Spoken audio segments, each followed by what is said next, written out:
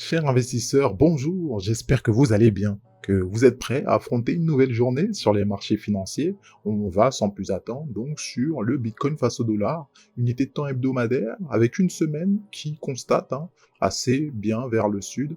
Donc on est allé joindre un petit peu des zones autour de 32 500 par là, donc on a rebondi sur ces supports, ces multiples supports qui sont présents autour de ces niveaux-là. Force est de constater qu'actuellement, à l'instant T, on est au niveau des 33 000. Donc, qu'est-ce que ça signifie? Ça signifie qu'en partie, on a comblé le vide qui a été créé par la mèche du chandelier de la semaine du 5 juillet. 5 juillet 2021, on le voit assez bien. Donc, on a comblé en partie ce vide qui a été créé. La question, c'est est-ce qu'on va continuer toute la semaine à combler le vide qui a été créé par les semaines précédentes, voire même se rapprocher du plus bas récemment créé, donc durant la semaine du 21 juin. Tout ça, c'est une question légitime en soi, parce que il est vrai que ce vide qui a été créé, le marché en a horreur. Encore une fois, c'est une de ses caractéristiques, et ça, c'est valable sur tous les actifs. Lorsqu'il y a un vide, c'est en quelque sorte un aimant pour le marché. En quelque sorte, on sait qu'il y a des liquidités par là, et c'est donc un moyen pour le marché d'aller les chercher.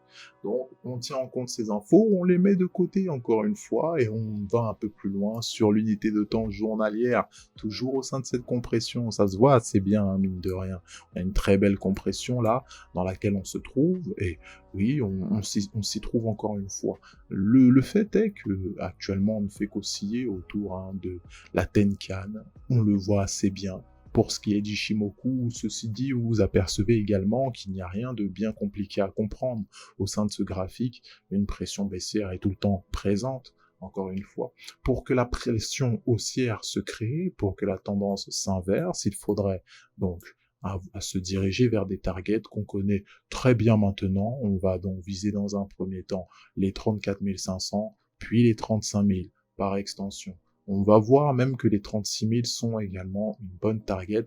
Ça correspond également à la proximité du nuage, si on devait s'y diriger. Donc ce sont des targets qui ne sont pas déconnantes. On voit également qu'en unité de temps 4 heures, la compression se fait davantage sentir, c'est beaucoup plus présent, beaucoup plus visible. On voit même que le prix a du mal à casser le nuage Ishimoku. Ça, c'est pour ce qui est des indicateurs. Mais où est-ce que se situe la force des intervenants en unité de temps 4 heures? On constate qu'encore une fois, du côté des vendeurs, le RSI, donc l'indice de force relative des marchés, est en dessous de 50. Pas besoin de faire de dessin. Pour ce qui est du MACD, on constate que la force est bel et bien baissière. Les histogrammes sont négatifs. Également, les moyennes mobiles qui composent le MACD se situent en territoire négatif. Ce sont des informations à considérer également. L'unité de temps 1 heure est intéressante parce qu'elle nous montre assez bien depuis pas mal de jours, en plus d'être dans un triangle de compression, on voit assez bien que le haut de notre triangle de compression peut également être corrélé avec un canal descendant si on s'y attarde un peu. On voit assez bien ce petit canal descendant là, dans lequel on se situe, ma foi. Il est clair que oui, on a actuellement un jeu de ping-pong dans lequel on se trouve. Il est vrai qu'il faudrait qu'on y sorte. Alors ça semble être une target baissière, ça tombe bien, ça correspond avec le plus bas de marché, notre résistance assez forte, autour de 31 500. Donc, encore une fois de plus, des informations qui nous définissent plusieurs targets à la hausse ou à la baisse en fonction des différents mouvements de marché. Mais l'Ethereum face au dollar, s'il vous plaît, constatez cela. Où est-ce qu'on s'est arrêté? On a fait un beau petit rebond sur quel niveau? Le niveau des 2013. Par extension, quel niveau on est allé chercher précisément? Le niveau des 2000. Ça, c'est pour le courtier Coinbase, toujours rempli de précision. Actuellement, on constate donc assez bien que le marché est allé chercher notre target baissière. On l'avait spécifié hier. Encore une fois, pour les plus attentifs, vous avez tout simplement pu constater la précision des niveaux. En même temps, me direz-vous, ce n'est pas si compliqué que ça.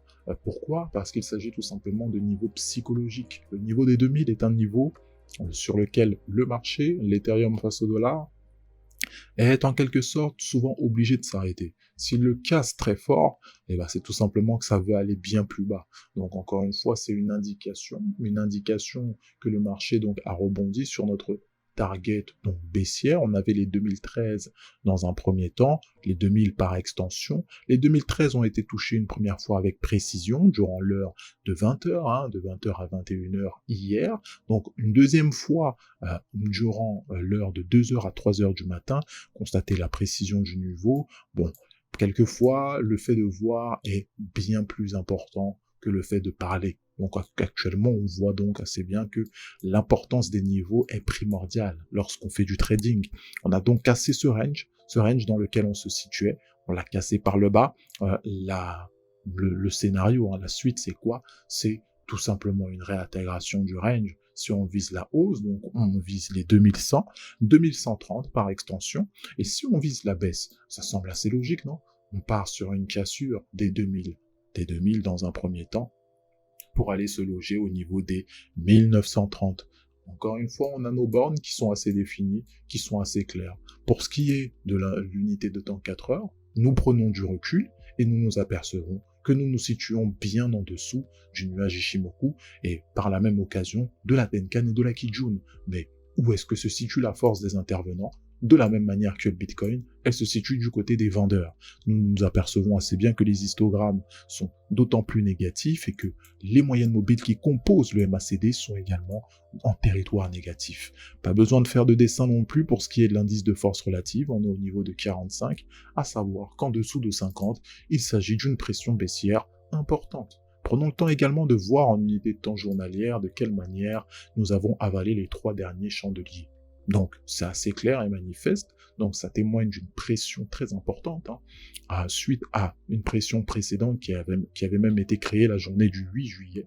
On tient en compte ces informations, très important, parce que en unité de temps weekly, notre semaine est également à la baisse. Nous avons d'ailleurs comblé assez proprement le vide qui a été créé par la semaine du 5 juillet.